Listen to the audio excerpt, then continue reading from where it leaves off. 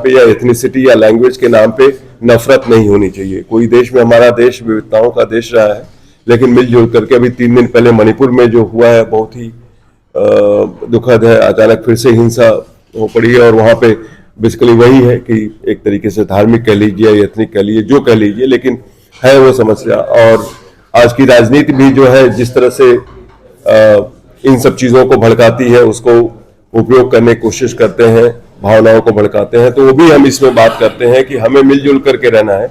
Vested interest, राजनीतिक interest वाले लोग आएंगे और ये सब करेंगे, हमें सतर्क रहना है।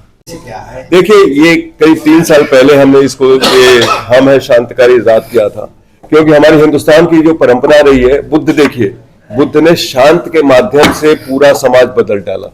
उस समय समाज में हिंसा थी, जानवरों की पशु बल बहुत की जाती थी, वैसे भी समाज में हिंसा थी, हो रहा था। तो बुद्ध ने समाज को बदला, लेकिन शांति के माध्यम से बदला। उन्होंने कभी नहीं कहा कि मारो पीटो किसी को, उन्होंने कहा कि प्रेम के माध्यम से, शांति के माध्यम से, तर्क के माध्यम से समाज को बदला जाए। और ये परंपरा चलती रही, बार बार विवेकानंद आए या जो लोग भी आए, आखिर में गांधी आते हैं और गांधी ने शांति और अहिंसा के माध्यम से एक तरीके से पूरी आजादी की लड़ाई लड़ी और आजादी इस देश के लिए हासिल की। तो हम इन लोगों से प्रेरणा लेते हैं। आप देखेंगे बुद्ध, कबीर, गांधी सब लोग हैं। तो हमारा जो आंदोलन है, ये बुद्ध से कबीर तक आंदोलन, इन लोगों से प्रेरणा लेके आगे चलना है। हम लोग प्रेम की ही बात करेंगे, शांति की ही बात करेंगे। हम इनको बार बार रेफर करते हैं, इनको हम याद करते हैं, और हम लोग कहते हैं कि हमें कहीं जाने की जरूरत नहीं है। इन लोगों को हम याद करते रहे और इनकी जो बातें रही हैं वो पर्याप्त है। खास करके इस इलाके में गोरखनाथ रहे, बुद्ध रहे, कबीर रहे, ऐसे महान लोग रहे जिनकी बातें लें तो एक तो सामाजिक एकता और बराबरी की बात, सामाजिक न्याय की बात यहां से उभर के आती है। चाहे गोरखनाथ हो, चाहे कबीर हो, चाहे बुद्ध हो। बुद्ध ने पहली बार धार्मिक जो मठ होते थे वहां पर उनको बुलाना शुरू किया। तो शांति के माध्यम से क्रांति, तो हम क्रांतिकारी जरूर हैं, लेकिन हम शांतिकारी हैं। आपके जो है दोनों विपरीत। मैं तो मानता हूं कि हिंदुस्तान के लोग जो है बहुत ही मैच्योर हैं, और कोई चीजें थोड़े थोड़े समय के लिए आती रहती हैं, जो जिसका ये सब तो राजनीतिक लोगों की बातें हैं, तो उसमें हम बहुत ज्यादा न पड़े। मैं सिर्फ इतना कहूंगा कि हिंदुस्तान के लोग इससे आगे सोचते हैं, इससे आगे देखते हैं। बस थोड़ा याद दिलाने की जरूरत है कि हम इस परंपरा के हैं, और फिर वो देख लेते हैं कहाँ पे क्या चीज है, और अपना वो लोग मतलब निकाल लेते हैं। ये बटोगे कटोगे, मैं तो यही कहूंगी सब लोग मिलकर रहें, बटने के हिंदू, मुसलमान, सिख, ईसाई सब मिलकर रहें, ब्राह्मण, हिंदू, दलित सब मिलकर रहें। मिलकर रहें, ताकतवर होंगे। देश ऐसे ही ताकतवर होता है। जब हिंदू, मुसलमान, सिख, ईसाई बटेंगे तो हम कमजोर होंगे। बटे थे 1947 में, तो देश का बंटवारा हुआ था, कोई नई बात नहीं है।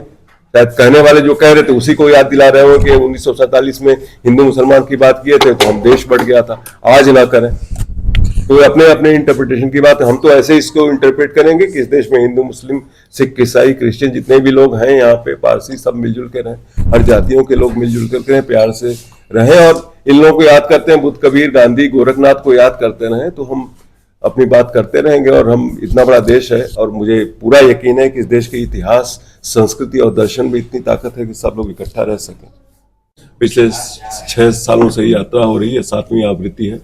महाराजगंज, गोरखपुर, कुशीनगर, देवरिया और संत कबीर नगर जिलों में ये यात्रा जाएगी। अलग अलग जगहों पे, बहुत सारे शैक्षणिक संस्थाओं में और सोशल स्पेसेस में, पब्लिक में हमारे कार्यक्रम आयोजित किए जाएंगे। तो ये 2000 साल का जो इतिहास है, बड़ा ही एक तरीके से भारत को परिभाषित करने वाला काल रहा है, जिसमें इस्लाम आया, क्रिश्चियनिटी आई, बहुत सारे हूण, किसान, कुषाण आए, मुस्लिम लोग आए, दुनिया भर के लोग इस देश में आए, और एक ऐसी सभ्यता सब लोगों ने मिलकर के एक साझी विरासत का निर्माण किया जिसपे हम सबको गौरव है। तो उस साझी विरासत को हम, इन सब जो महापुरुष हुए हैं, बुद्ध, कबीर, गांधी, इनके जो संदेश रहे, इनकी जो बातें रही, इनका जो दर्शन रहा है, उससे प्रेरणा लेकर के हम अपनी साझी विरासत को, और साथ ही साथ संवैधानिक मूल्यों को, समता, न्याय, स्वतंत्रता, धर्मनिरपेक्षता, व्यक्ति की गरिमा, ये सब सारी चीजों को हम मजबूत करें, ये हमारा उद्देश्य है।